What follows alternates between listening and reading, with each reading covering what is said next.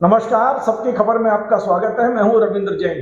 आज हमारे साथ हैं मध्य प्रदेश के सबसे चर्चित आईएएस अधिकारी नियाज खान साहब। नियाज खान इसलिए भी चर्चा में है कि उन्होंने एक पुस्तक लिखी थी, ब्राह्मण द ग्रेट। लेकिन आज हम चर्चा करेंगे उस ट्वीट की जो आज पूरे देश भर में हंगामा मचाए हुए है। नियाज साहब ने आज सुबह उठते ही एक ट्वीट किया और उसमें मूलतः 3 बातें कही।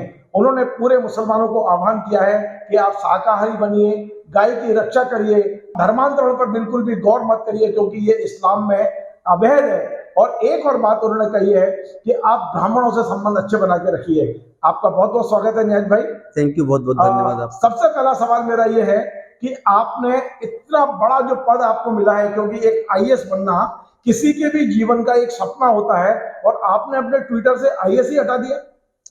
हाँ, देखिए, बीइंग मैं जब से राइटर 14 साल पहले आया, तो जो एक आईएएस का जो एक एरोगेंसी या जो एक सुपीरियरिटी कॉम्प्लेक्स में मुक्त हो गया बहुत पहले से ही। और मुझे लगता है कि जो भी पहचान आज देश ने दी है एज ए राइटर, मेरी पहचान दी है। और अननेसेसरी मुझे तो जब किताबें मेरी जाती है तो मैंने किताबों से भी अपना नाम इसको रिमूव कर दिया है। तो मुझे लगता है कि मैं बिना आईएएस के प्रोफाइल में ज़्यादा मुझे संतोषजनक लगता है, ज़्यादा मैं अच्छा फील करता हूँ। आज आपका ट्वीट बहुत चर्चा में है, पूरे देश भर में इस ट्वीट की चर्चा हो रही है, तमाम सारे लोगों ने लिया है। ये संयोग है कि इस ट्वीट को सबसे पहले सबकी खबर ने ट्वीट किया है और सबकी खबर ने इसको उठाया है। आपने कहा है कि मुसलमानों को शाकाहारी होना चाहिए, इसके पीछे आपका क्या थॉट है? देखिए, मैं चूँकि खुद शाकाहारी हूँ, बहुत स्ट्रिक्टली शाकाहारी हूँ, और आज से नहीं, कोई बनावटी शाकाहारी नहीं हूँ कि किसी का उपदेश लेके मैं हो गया हूँ। मैं बचपन से, मुझे याद है 5 साल का रहा था, तब से ही मेरे जेनेटिक या यूँ कह लीजिए कि मेरे बॉडी के में ही इस चीज़ का है जो मैं नॉन-वेज से मुझे घृणा सी आती है। और जो सबसे बड़ा मेरा सपोर्ट करने का, जो धरती आज हमारी बर्बाद हो रही है, टेम्परेचर बढ़ रहा है, ग्लोबल वार्मिंग कहते होंगे ना, धरती विनाश के कगारे पहुँच चुकी है। उन कई फैक्टर के अंदर नॉन वेज खाना, जो मांस है, उससे सीएफसी गैस बड़ी संख्या में निकलती है, जो हमारे ओजोन लेयर को तबाह कर रही है और पूरी धरती बर्बादी की तरफ चली गई है। आज तो पूरा यूरोप, जो कि मांस पे जिंदा रहता, पूरा यूरोप के अंदर शाकाहार का प्रचलन आ गया है। और हमें गर्व है कि भारत में दुनिया के सबसे बड़े शाकाहारी की जो संख्या भारत के अंदर रहती है। मुझे गर्व भी कि इस देश का निवासी हूँ मैं। और इसलिए मेरा एंगल ये, जितना ज़्यादा हम शाकाहार की ओर टर्न करेंगे, इस धरती माता को बचाने में हमारा बहुत बड़ा सहयोग होगा। इसलिए मेरा ये ट्वीट किसी धर्म या विचारधारा ना होकर के धरती माँ को बचाने के उद्देश्य से किया गया है। आपके ट्वीट में एक बात और आज बड़ी प्रमुखता से कही गई है, और वो है धर्मांतरण को लेके। हमने देखा कि मध्य प्रदेश में इस समय दमोह में एक स्कूल है जिस पर आरोप लग रहे हैं कि वो कहीं ना कहीं धर्मांतरण की प्रक्रिया से गुजर रहा है, इस तरह के आरोप उस पर हैं। और उसी समय आपका एक ट्वीट आता है जिसमें आप कहते हैं कि इस्लाम में धर्मांतरण बिल्कुल भी वैध नहीं है, अवैध है। इस संबंध में आपने अचानक क्यों ट्वीट करना पड़ा आज आपको? नहीं, देखिए, मेरा जिस घटना का स्कूल बता रहे हैं, मैंने तो हेडिंग में पढ़ते आ रहा हूँ, मैंने अंदर मुझे पता नहीं कि है क्या मामला, मैं कुछ भी नहीं जानता हूँ। लेकिन चूंकि मैंने मोहम्मद साहब की बेस्ट बायोग्राफी है, सील्ड नेक्टर, 700 पेज की किताब है, मोहम्मद साहब के बचपन से लेकर के अंतिम समय तक की बहुत अच्छी किताब है। उसके अंदर जो मैंने सीखा है कि वहाँ बड़ी संख्या में यहूदी थे उस समय, बहुत पावरफुल लोग थे उस समय भी, मोहम्मद साहब के समय भी। आज कितना, ढाई ढाई हजार साल, 2000 साल होने जा रहा है इस चीज को। लेकिन उस समय भी मोहम्मद साहब ने उनके साथ कई संधियां की कि आप भी रहो, हम भी रहेंगे, आप भी अपनी आस्था करिए, हम भी करेंगे। अगर मोहम्मद साहब एक जमाने में इतना पावरफुल हो चुके थे, चाहते थे यहूदियों को खत्म कर देते धर्म में, सबको इस्लाम पे कन्वर्ट कराते, लेकिन मोहम्मद साहब ने उनके साथ जियो और जीने दो का कॉन्सेप्ट अपनाया। तो यदि मोहम्मद साहब जो हमारे मार्गदर्शक हैं, हमारे सब कुछ हैं, अल्लाह के बाद यदि किसी को स्थान है मोहम्मद साहब का है, तो मोहम्मद साहब के अंदर ये थी कि फोर्सफुल किसी को नहीं करना है, तो हम कौन होते हैं किसी के धर्म से अलग करना, उसको मजहब से अलग कराना। ये नैतिक रूप से भी बहुत गलत है, धार्मिक रूप से भी गलत है, और इसका सख्त खिलाफ रहता हूँ कि किसी का धर्म को प्रलोभन देके या दबाव में डाल करके, या मेरा धर्म आपसे बहुत अच्छा है इसलिए, तो मैं सख्त खिलाफ हूँ उस विचार। और सब एक बात और है, ये कहा जाता है कि भारत में जो इस्लाम आया है वो तलवार की नोक पर आया है। तो आप एक बात ये कह रहे हैं कि जबरन धर्मांतरण इस्लाम में वैध नहीं है, गलत माना गया है। तो फिर ये बात जो कही जाती है कि भारत में जो इस्लाम आया है वो तलवार की नोक पर आया है, ये दोनों अलग अलग बातें हैं, इसमें आप सच किसको मानते हैं? देखिए, ये कहना कि इस्लाम, आज देखिए वर्ल्ड में इस्लाम 200 अरब, 2 अरब पहुंचने जा रहे हैं, बदी जो ईसाई के मतलब नंबर 1 पे मुसलमान दुनिया में होने जा रहे हैं 57 देशों में।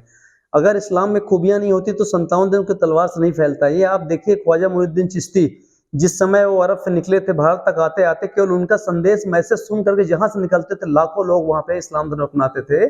बहुत से ऐसे धार्मिक सूफी संत हुए हैं जिनकी विचारधारा फिर ठीक है, बीच में तलवारें भी लोगों ने चलाई है, लेकिन सिंगल क्राइटेरिया की तलवार है मैं कदापि नहीं मानता हूँ। बहुत से लोग इस्लाम की आइडियोलॉजी आज भी हो रहे हैं, देखिए कनाडा, यूरोप और ऑस्ट्रेलिया, न्यूजीलैंड से बड़ी संख्या में इस्लाम के और उनकी अच्छाइयों को देख करके हो रहे हैं, तलवार के बल पे कदापि नहीं आया है। लेकिन यदि तलवार के बल पे कोई करता है तो मुझे लगता है कि सीधा सीधा जो मोहम्मद साहब की फिलॉसफी थी या उनकी आइडियाज थी उनके जीवन काल में, हम उसका ही उल्लंघन कर रहे हैं आज के डेट पर।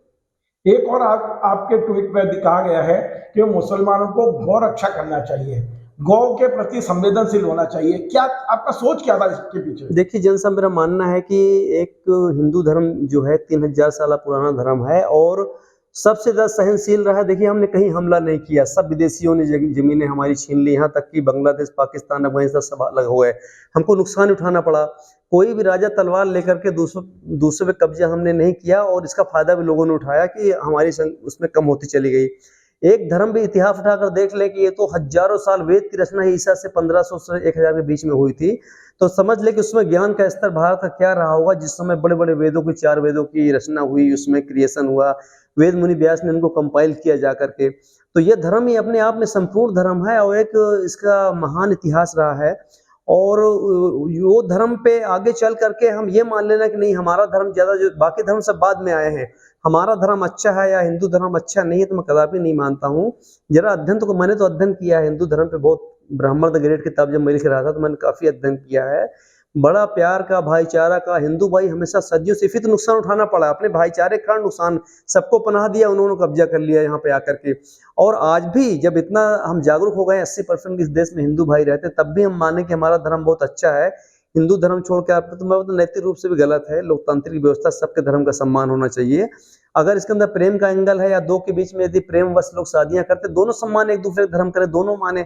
ऐसा क्या है कि जनरली जो भी कन्वर्सन होता है, मोस्टली आप सर्वे करा लीजिए आजादी के बाद, उसमें 90% ज्यादा हिंदुओं को ही अन्य धर्म में गए हैं। तो ये आपत्तिजनक है। और उन सब की जड़ जो बॉलीवुड रही, बॉलीवुड के अंदर भी यही हुआ कि वहाँ बड़े बड़े स्टारों ने वन साइडेड हिंदुओं से शादी करके मुसलमान बनाया, आज भी हो रहा है। तो और बॉलीवुड जो एक पाप का घर है, या जो पाश्चात्य जगत को ला करके नंगापन फैला रहा है देश के अंदर, हमारे देश को बर्बाद करने में केवल बॉलीवुड जवाबदार है। और जो ये शादियां भी प्रेम मोहब्बत सब, पहले तो बड़ी लोग संस्कार के साथ शादियां होती थी, माँ बाप का लोग कहना मानते थे। ये पाश्चात्य जगत की फिल्में जो है ना बॉलीवुड लेकर के आ रहा है, ये समाज को बर्बाद हमारे कर रहे हैं पूरी तरह से। और इसलिए अगर लोग प्रेम से नहीं मानते हैं तो फिर लॉ का, कानून का सहारा लिया जाएगा। और यदि कोई कहता मेरा धर्म सुपीरियर है तो देश के अंदर नहीं चलेगा। 80% देश हिंदू भाइयों का है, वो उन्हें अपने धर्म की रक्षा करना आता है, करना भी चाहिए उनको।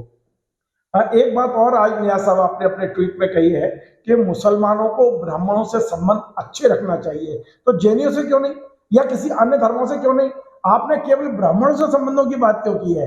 इस पर तो वाकई लोगों की प्रतिक्रियाएं आ रही है कि आखिर नियाज साहब को क्या हो गया है कि उन्होंने ब्राह्मणों को ही फोकस क्यों किया है? बाकी समाज भी तो है, यहाँ सिंधी है, पंजाबी है, जैन है, यहाँ दलित है, यहाँ ओबीसी है, या आदिवासी है, आपने केवल ब्राह्मणों से क्यों कहा? इसलिए मैंने कहा कि ब्राह्मण ही एकलौता है जो हमेशा मार्गदर्शक रहा है, शिक्षक रहा है, संस्कार करने वाला रहा है, वेदों की रक्षा करने वाला रहा है, संस्कृति को बचाने वाला रहा है और मार्गदर्शक रहा है। आज भी देखिए कोई बड़े संत या सन्यासी या कथावाचक आते हैं तो 20 लाख जनता, करोड़ जनता मार्गदर्शन लेती है। तो ब्राह्मण का तो रोल हमेशा सदियों से 3000 साल से मार्गदर्शक रहा है, आज ही मार्गदर्शक है। मेरे तो यदि हिंदू भी अपने ब्राह्मणों को अपना आज के मार्गदर्शन मानते हैं, उनके कहने पे चलते हैं, तो मुसलमान भी अच्छे संबंध बनाए, बुराई क्या है? कोई बुराई नहीं है। अगर ब्राह्मण, अगर हिंदू धर्म के मार्गदर्शक हैं ब्राह्मण, अगर उनको अपना मार्गदर्शक, अगर मुसलमान उनके पास जाते हैं तो फायदा ही होगा, नुकसान उससे नहीं होगा। दो चीज सवाल हो रहे हैं मेरे आखिरी आपसे।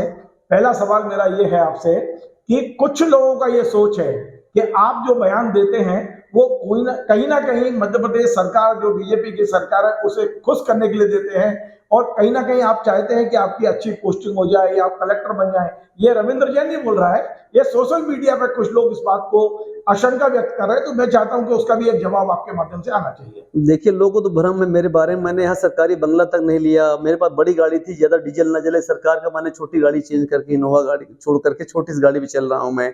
कोई सरकारी बंगला मेरे पास नहीं, घर पे कोई सर्वेंट मैंने 6 साल से घर पे नहीं रखा, कोई फैसिलिटी नहीं ले रहा हूँ। 6 साल से मैं यहाँ पे लूप लाइन में हूँ, बैठा हुआ हूँ। कोई बता दे नियाज खान किसी नेता क्या गया होगी मेरी पोस्ट, ना कभी जाता हूँ, 20 सालों की नौकरी, ना कहीं गया हूँ। लेकिन जहाँ तक सरकार की बात है, मेरे नाम पे वो अचीवमेंट है सरकार के लिए कि मैंने तो, मेरे बार कई बार माफियाओं के हमले हुए मेरे ऊपर, इस सीमा तक जाकर मैंने गवर्नमेंट के लिए काम किया है। इसलिए शायद मेरी व्यक्तिगत जिंदगी लोगों के बारे में पता नहीं है, मेरे पर्सनल वसूल इसलिए अर्थ निकालते हैं मेरे को। और जहां तक नौकरी, ऑलरेडी मैं हिंदुस्तान की सबसे बड़ी सेवा में बैठा हूँ, आईएएस, मुझे इससे ज्यादा क्या चाहिए। ना मेरा कोई इंटेंशन है कोई चुनाव लड़ने जा रहा हूँ, ना कोई नेता बनने जा रहा हूँ। मैं जहाँ हूँ वही हूँ, मैं एक लेखक हूँ और मैं इससे संतुष्ट हूँ। चाहता हूँ कि एज ए लेखक के रूप में मेरी छवि देश के अंदर बनी रहे, मेरे लिए काफी है ये।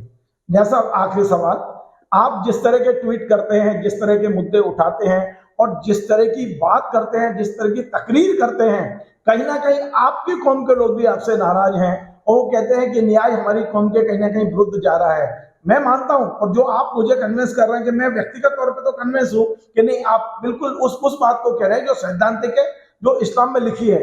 लेकिन आप कौम के दीगर लोगों को कैसे कन्विंस करेंगे, एक। और दूसरा, यदि इस कारण से यदि आप पर हमले होते हैं, आपके ऊपर हमले यदि फिजिकल ना हो या आपके ऊपर बौद्धिक हमले हो या जो भी आपका अहित होना है, क्या आप मानसिक रूप से उसके लिए तैयार रहते हैं आप? देखिए, मैं तो हमेशा तैयार रहता हूँ, 25 साल से नौकरियों में तैयार रहा हूँ। मेरे गाड़ी पर माफिया ने हमला तक करके गाड़ी घेरी मेरी, लेकिन अल्लाह मियाँ मेरे को बचा करके ले आया। फ्यूचर में भी जो होगा मैं सब ऊपर वाले पे छोड़ देता हूँ। जीवन में आना जाना सबको है। मैं एक राइटर हूँ, बुद्धिजीवी हूँ, हिंदू भाइयों से प्रेम करता हूँ मैं। लेकिन हिंदू भाई से प्रेम का मतलब नहीं कि मुसलमानों से नफरत करता हूँ। मोहम्मद साहब मेरे आइडियल हैं, हमेशा रहेंगे। उनकी ज़िंदगी देखकर तो मैं, जो ज़िंदगी में सादगी मेरे है, मोहम्मद साहब की देन है।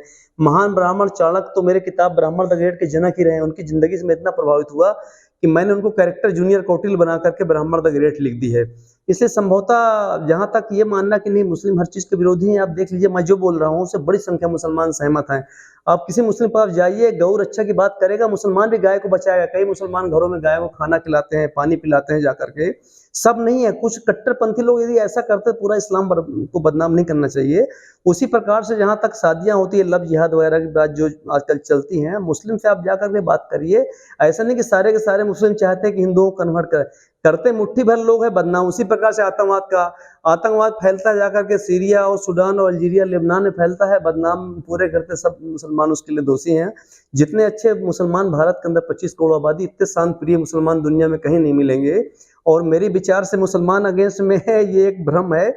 आप जाके बात करिए, क्योंकि मैंने कोई ऐसा नहीं किया जो इस्लाम की बेसिक आइडियोलॉजी, इस्लाम के बेसिक वसूल या मोहम्मद साहब के वसूलों के खिलाफ मैं जा रहा हूँ। मेरी व्यक्तिगत जीवन भी, कार्यशैली भी, मेरा रहन सहन सब मोहम्मद साहब से प्रेरित है। इसलिए ये तो एक बाहरी दिखावा है, मैं मुसलमानों के खिलाफ कभी नहीं चीज बोलता हूँ। हाँ, अगर कहीं कहीं फ्रिंज एलिमेंट्स हैं, थोड़े मोटे गुमराह लोग हैं, तो उनको मैं हिदायत देता हूँ कि आप सच्चाई के रास्ते पे चलिए। हिंदू भाई आपके हैं, गले लगाते चलिए सबको। ब्राह्मणों से भी मार्गदर्शन ले लीजिए। अगर कहीं पे गाय दिखती है कि नहीं भाई गाय को खतरा है, तो आप आगे बढ़कर रक्षा करिए, गौ रक्षक आप भी बनिए, आप भी सूचना दीजिए। तो ऐसा कदापि नहीं मानता कि मुसलमान मेरे खिलाफ है। मुसलमान एक अच्छी कम्युनिटी है, अगर अच्छी नहीं होती तो दुनिया में 2 अरब आबादी होकर दुनिया की सबसे प्रथम स्थान रिलीजन नहीं बनता।